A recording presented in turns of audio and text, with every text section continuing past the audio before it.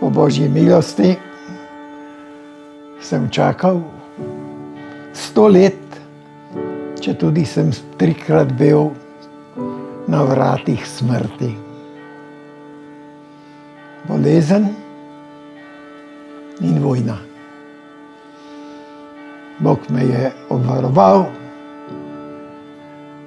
da sem lahko izvrševal svoj poklic, ki sem si ga srčno želel že kot mali otrok.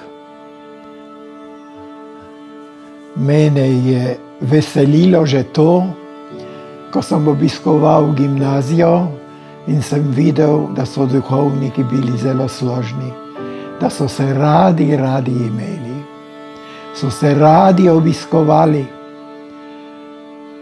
in so prišle tudi hude preizkušnje, kako smo drug drugemu bili v tolažbo in spodbudo in v pomoč tudi gmotno.